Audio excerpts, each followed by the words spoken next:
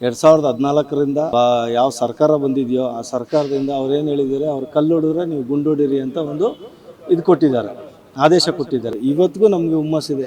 ಏನು ಬೇಕಾದ್ರೂ ದೇಶಕ್ಕೋಸ್ಕರ ನಮ್ಮ ಜೀವ ತ್ಯಾಗ ಮಾಡೋಕ್ಕೂ ನಾವು ರೆಡಿಯಾಗಿದ್ದೀವಿ ಸರ್. ಅವರು ಒಂಥರ ನರಿ ಇದ್ದಂಗೆ, ನೋಡೋದೇ ಒಂದು ರೀತಿ, ಅವ್ರು ಇರೋ ಜೀವನನೇ ಒಂಥರ ರೀತಿ. ಈ ಸರಿ ನಮ್ಮ ಭೂಪಟದಲ್ಲೇ ಪಾಕಿಸ್ತಾನ ಅನ್ನೋ ಮ್ಯಾಪ್ ಇರ್ಕೂಡ್ದು, ಆ ಥರ ಮಾಡೇ ಮಾಡ್ತಾರೆ. ಮಾಜಿ ಸೈನಿಕರು ಶ್ರೀನಿವಾಸ್ ರಾವ್ ಅವರು ನನ್ನೊಂದಿಗಿದ್ದಾರೆ. ಅವ್ರನ್ನೇ ನಾನೀಗ ಮಾತಾಡಿಸ್ತಾ ಹೋಗ್ತಿದ್ದೀನಿ. ಸರ್, ಈಗಾಗಲೇ ನೀವು ಗೊತ್ತಿದೆ, ಕಾಶ್ಮೀರದಲ್ಲಾದಂತಹ ಪೆಹಲ್ಗಾಮಲ್ಲಿ ಏನೋ ಪ್ರವಾಸಿಗರ ಮೇಲೆ ಉಗ್ರರ ಅಟ್ಟಹಾಸ ಆಗಿರುವಂಥದ್ದು. ಇದಕ್ಕೆ ಪ್ರತೀಕಾರ ತೀರಿಸ್ಕೊಳ್ಲಿಕ್ಕೆ ಈಗ ನಮ್ಮ ಭಾರತೀಯ ಸೇನೆ ಸಜ್ಜಾಗಿದೆ, ಗ್ರೀನ್ ಸಿಗ್ನಲ್ ಕೊಟ್ಟಿದೆ. ಪರಮಾಧಿಕಾರನ ಕೂಡ ಮೋದಿಯವರು ಕೊಟ್ಟಿರುವಂಥದ್ದು. ಹೌದು ಸರ್, ನಮ್ಮ ಭಾರತ ಸರ್ಕಾರದಲ್ಲಿ ನಮ್ಮ ಭಾರತೀಯರಿಗೆ ಈಗಾದರೂ 2014ರಿಂದ ಯಾವ ಸರ್ಕಾರ ಬಂದಿದೆಯೋ ಆ ಸರ್ಕಾರದಿಂದ ನಮಗೆ ತುಂಬ ಉಪಯೋಗ ಆಗಿದೆ. ಮೊದಲೆಲ್ಲ ನಾವು ಬಂದ್ಬಿಟ್ಟು ಒಂದು 10 ಜನ ಬಂದು ಒಂದು ಕಲ್ಲು ಹೊಡೆದ್ರು ನಾವು ಒಂದೇ ಒಂದು ಕೈ ತೋರಿಸೋ ಥರ ಇರ್ತಿರಲಿಲ್ಲ. ಬಟ್ ಇವಾಗ 2014ರಿಂದ ಯಾವ ಸರ್ಕಾರ ಬಂದಿದೆಯೋ ಆ ಸರ್ಕಾರದಿಂದ ಅವ್ರೇನು ಹೇಳಿದ್ದಾರೆ, ಅವ್ರು ಕಲ್ಲು ಹೊಡಿದ್ರೆ ನೀವು ಗುಂಡು ಹೊಡೀರಿ ಅಂತ ಒಂದು ಇದು ಕೊಟ್ಟಿದ್ದಾರೆ, ಆದೇಶ ಕೊಟ್ಟಿದ್ದಾರೆ. ಅದರಿಂದ ನಮ್ಮ ಸೈನಿಕಾಗಲಿ ನಮ್ಮ ದೇಶಕ್ಕೆ ಇನ್ನೂ ಎಷ್ಟು ನಾವು ಇದು ಮಾಡೋಕ್ಕಾಗತ್ತೋ, ಸೆಕ್ಯೂರ್ ಮಾಡೋಕ್ಕಾಗತ್ತೋ ಅಷ್ಟು ನಮಗೆ ಇದಿದೆ.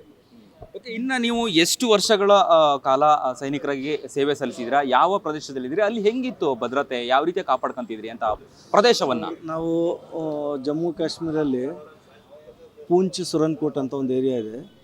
ಅದು ಬಂದು ಮಿಲಿಟೆಂಟ್ಸ್ ಅವ್ರಿಗೆ ಹೈಡೌಟ್. ಅದು ಪೂಂಚು ಸಿರೋನ್ಕೋಟ್ ಅನ್ನೋದು ಮಿಲಿಟೆಂಟ್ ಅವ್ರಿಗೆ ಹೈಡೌಟು. ಅಲ್ಲಿ ನಾವು ಸರ್ವಿಸ್ ಮಾಡಿ ಬಂದಿದ್ದೀವಿ.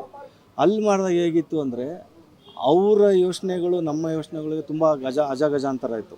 ಏನು ನಮ್ಮವ್ರದ್ದೇ ಬೇರೆ ಒಂದು ಇದಿತ್ತು, ಅವ್ರದ್ದೇ ಬೇರೆ ಒಂದು ಇತ್ತು. ಇದ್ರೂ ಆ ಟೈಮಲ್ಲಿ ನಮಗೆ ಸಪೋರ್ಟಿವ್ ಯಾರೂ ಇರಲಿಲ್ಲ. ಅಂದರೆ ಸೇಮ್ ಆ್ಯಸ್ ಇಟ್ ಈಸ್ ನಾನು ಹೇಳಿದ್ನಲ್ಲ, 10 ಜನ ಕಲ್ಲು ಹೊಡೆದ್ರು ನಾವೇನು ಇದು ಮಾಡಲಿಕ್ಕೆ ಆಯ್ತಿರಲಿಲ್ಲ. ಏನೋ ಆ ಥರ ಒಂದು ಸಿಚುವೇಶನ್ ಆಗ ಅಲ್ಲಿ ಏನೋ. ಬಟ್ ಈಗ 2014 ನಂತರ ಫ್ರೀ ಹ್ಯಾಂಡ್ ಕೊಟ್ಟಿದ್ದಾರೆ. ಎಲ್ಲರಿಗೂ ಒಂದು ಸ್ಫೂರ್ತಿ, ಒಂದು ಹುಮ್ಮಸ್ಸು, ಒಂದು ಮೋರಲ್ ಸಪೋರ್ಟ್ ಜಾಸ್ತಿ ಆಗಿದೆ. ಏನೋ ಹಾಗೆ ಇವಾಗ ಇದು ಮಾಡ್ಬೋದು. ಬಟ್ ಈಗ ಏನು ಇದು ಪಹಲ್ಗಾಮಲ್ಲಿ ನಡೆದಿದೆಯೋ ಅದು ತುಂಬ ಅನ್ಯಾಯ. ಏನೋ ನಮ್ಮ ದೇಶಕ್ಕೋಸ್ಕರ, ನಮ್ಮ ದೇಶದ ಜನತೆ, ನಮ್ಮ ಭಾರತ ಸರ್ಕಾರ ಏನು ಮಾಡಿದ್ದಾರೆ, ಪ್ರವಾಸಿಗಳು ಏನಿದ್ರು ಜಮ್ಮುವಿಂದ ಕೆಳಗಡೆನೇ ಮಾಡ್ತಿದ್ರು. ಬಟ್ ನಮ್ಮ ದೇಶ, ನಮ್ಮ ನಾಡು ಅಂತ ಗೊತ್ತಾಗೋದು ಯಾವಾಗ? ನಾವು ನಮ್ಮ ಪ್ರವಾಸದ ಇದಾಗಬೇಕು. ಒಂದು ಅದರಲ್ಲೇನೈತೆ, ಎಕನಾಮಿಕ್ಕು ಬೆಳೆಯುತ್ತೆ, ಪ್ಲಸ್ಸು ಜನಗಳಿಗೆ ಎಲ್ಲಿ ಏನೇನು ನೋಡೋಕ್ಕಾಗಲಿಲ್ವೋ ಆ ನೋಡೋದಕ್ಕೊಂದು ಅವಕಾಶ ಸಿಗುತ್ತೆ. ಮಕ್ಕಳು ಮರಿಗೆ ಇವಾಗ ಬೇರೆ ಪಾಠದಲ್ಲೇ ನೋಡ್ತಿದ್ದೋ, ಲೆಸನ್ಸಲ್ಲೇ ನೋಡ್ತಿದ್ದೋ, ಏನು ಜಮ್ಮು ಕಾಶ್ಮೀರ ಐಸ್ ಹೆಂಗೆ ಬೀಳತ್ತೆ ಅದು. ಬಟ್ ಏನಂದರೆ ಇವಾಗ ಮಕ್ಳಿಗೂ ಒಂದು ಉತ್ತೇಜನ ಬರುತ್ತೆ, ಹೌದಪ್ಪ ಜಮ್ಮು ಕಾಶ್ಮೀರ ಹಿಂಗಿತ್ತು, ನಮ್ಮ ದೇಶಕ್ಕೆ ಓಡಾಡಿದವರು ಈ ಥರ ಎಲ್ಲ ತ್ಯಾಗ ಮಾಡಿರ್ತಾರೆ ಅನ್ನೋದು ಅವ್ರಿಗೊಂದು ಇದು ಬರುತ್ತೆ. ಇನ್ನು ಫ್ಯೂಚರು ಅವ್ರ ಲೈಫ್ ಸ್ಟೈಲ್ಗಾಗಲಿ ಅವ್ರ ಫ್ಯೂಚರ್ಗಾಗಲಿ ಒಂದು ಒಳ್ಳೆಯ ಒಂದು ಮೋಟಿವೇಶನ್ ಇರುತ್ತೆ. ಅದಕ್ಕೋಸ್ಕರ ಇದೆಲ್ಲ ಮಾಡಿದರು.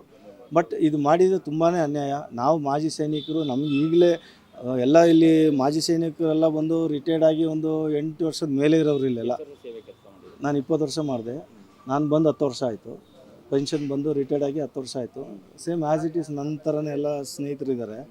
ಎಲ್ಲರಿಗೂ ನಮಗೆ ಇದೇ ಆಗುತ್ತೆ. ಇವತ್ತಿಗೂ ನಮಗೆ ಹುಮ್ಮಸ್ಸಿದೆ ಹೋಗಿ ನಾವು. ಬಟ್ ಅವತ್ತು ಕ್ಲೋಸ್ ಹ್ಯಾಂಡಲ್ಲೇ ನಾವು ಸ್ವಲ್ಪ ಏನು ನಮ್ಮ ಲೆವೆಲಲ್ಲಿ ಏನು ಮಾಡಬೇಕು ಮಾಡಿದ್ದೀವಿ. ಇವಾಗ ಫ್ರೀ ಹ್ಯಾಂಡ್ ಇದೆ, ಏನು ಬೇಕಾದ್ರೂ ದೇಶಕ್ಕೋಸ್ಕರ ನಮ್ಮ ಜೀವ ತ್ಯಾಗ ಮಾಡೋಕ್ಕೂ ನಾವು ರೆಡಿಯಾಗಿದ್ದೀವಿ. ಇನ್ನು ಮಾಜಿ ಸೈನಿಕರು ಕೂಡ ಸನ್ನದ್ಧರಾಗಿರಿ ಅನ್ನುವಂತಹ ಮೆಸೇಜ್ ಕೂಡ ಇರುವಂಥದ್ದು. ಆ ರೀತಿ ಏನಾರಾದೆ ರೆಡಿಯಾಗಿರ್ತೀರ ಅನ್ನೋಂಥದ್ದು ಎಲ್ಲರೂ ಕೂಡ ಹೇಳ್ತಾ ಇದ್ರು.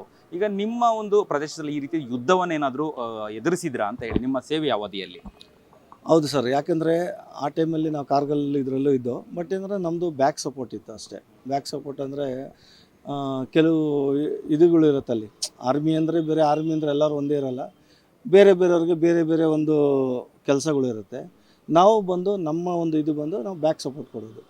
ನಾವು ಬ್ಯಾಕ್ ಸಪೋರ್ಟ್ ಕೊಟ್ಟಾಗ ಮುಂದೆ ಯಾರು ಜನ ಇದ್ದಾರೋ ಅವ್ರು ಮುಂದಕ್ಕೆ ಫಾರ್ವರ್ಡ್ ಮಾಡ್ಕೊಂಡು ಹೋಗ್ತಾರೆ. ಓಕೆ, ಇನ್ನು ಯುದ್ಧದ ವಿಚಾರಕ್ಕೆ ಬಂದರೆ, ಇನ್ನು ಭಾರತೀಯ ಸೇನೆ, ಯುದ್ಧ ವಿಮಾನಗಳು, ಅಸ್ತ್ರಗಳು, ಈಗೆಲ್ಲದೂ ಕೂಡ ನೋಡ್ತಾ ಇದ್ರೆ ಇಲ್ಲ ಒಂದು ಕಡೆ ಪಾಕಿಸ್ತಾನ ಈಗಾಗಲೇ ಹೆದರಿ ಮೂಲೆ ಕೂತಿದೆ. ಆದರೂ ಕೂಡ ಯುದ್ಧ ಮಾಡ್ತೀನಿ ಅಂತ ಮೊಂಡುತನ ಮಾಡ್ತಿರುವಂಥದ್ದು. ಯುದ್ಧ ಎದುರಿಸುತ್ತಾ ಇಲ್ಲಾಂದರೆ ಶರಣಾಗುತ್ತಾ ಅನ್ನುವಂಥದ್ದು. ಸರ್, ಅವರು ಒಂಥರ ನರಿ ಇದ್ದಂಗೆ, ನೋಡೋದೇ ಒಂದು ರೀತಿ, ಅವ್ರು ಇರೋ ಜೀವನನೇ ಒಂಥರ ರೀತಿ. ಯಾಕೆಂದರೆ ಇವಾಗ ನರಿ ಕೆಲವು ಇದೆಲ್ಲ ಮುಂದೆ ಎದುರಿಸುತ್ತೆ, ಬಟ್ ಅದಷ್ಟು ಕೆಲಸಕ್ಕೆ ಬರೋಲ್ಲ. ಅದೇ ಥರ ಆಲ್ರೆಡಿ ಅವರು ಪಾಕಿಸ್ತಾನವರು ಎದುರಿದ್ದಾರೆ. ಬಟ್ ಎದುರಿದ್ರೆ ಕುಗ್ಗೋಗೈತಾರಲ್ಲ. ಆಲ್ರೆಡಿ ಎಷ್ಟೋ ಆಫೀಸರ್ಗಳಾಗಲಿ ಅವರ ಸೈನಿಕರಾಗಲಿ ಆಗಲೇ ನಿವೃತ್ತಿ ತೊಗೊಂಬಿಟ್ಟಿದ್ದಾರೆ. ಇವಾಗ ಅದನ್ನ ಕುಗ್ಗೋಯ್ತಾರಲ್ವ. ಇವಾಗ ಇರೋರು, ಇವಾಗ ನಾನು ಹೋಯ್ತೀನಿ ಅಂದರೆ ನನ್ನ ಕೆಳಗಡೆ ಇರೋರು ಅವರು ಹೆದರ್ತಾರೆ. ಬಟ್ ಅದಕ್ಕೇನೋ ಒಂದು ಸಂಭಾಳಿಸ್ಬೇಕಲ್ಲ, ಅದಕ್ಕೋಸ್ಕರ ಅವರು ಇದು ಮಾಡ್ತಿರೋದು 100%. ಇನ್ನು ನೋಡಿ, ಈ ಸರಿ ನಮ್ಮ ಭೂಪಟದಲ್ಲೇ ಪಾಕಿಸ್ತಾನ ಅನ್ನೋ ಮ್ಯಾಪ್ ಇರ್ಕೂಡ್ದು, ಆ ಥರ ಮಾಡೇ ಮಾಡ್ತಾರೆ. ಅದೊಂದು ಇದಿದೆ. ಓಕೆ, ಇನ್ನು ಸೈನಿಕರು ಏನು ಹೇಳಲಿಕ್ಕೆ ಬಯಸ್ತೀರಾ? ಈಗಾಗಲೇ ಒಂದಷ್ಟು ಉತ್ತೇಜನ ಕೊಟ್ಟಿರುವಂಥದ್ದು, ಶಕ್ತಿಯನ್ನು ತುಂಬಿರುವಂಥದ್ದು ಮೋದಿಯವರು ಪರಮಾಧಿಕಾರನ ಕೊಟ್ಟಿದ್ದಾರೆ.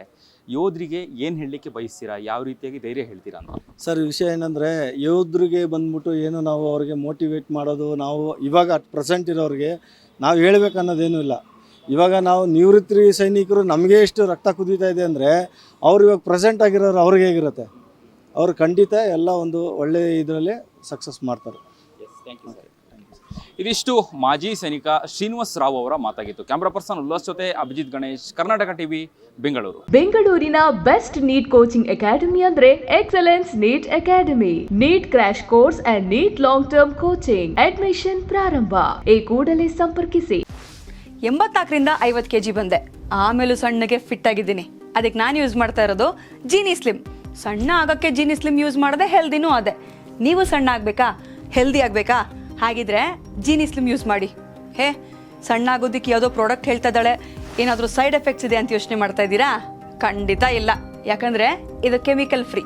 ಸಣ್ಣ ಆಗಬೇಕು ಅಂದರೆ ಜೀನಿ ಸ್ಲಿಮ್ ಯೂಸ್ ಮಾಡಿ. ಹೆಚ್ಚಿನ ಮಾಹಿತಿಗೆ ಕೆಳಗೆ ಡಿಸ್ಪ್ಲೇ ಆಗ್ತಿರೋ ನಂಬರ್ಗೆ ಕಾಲ್ ಮಾಡಿ.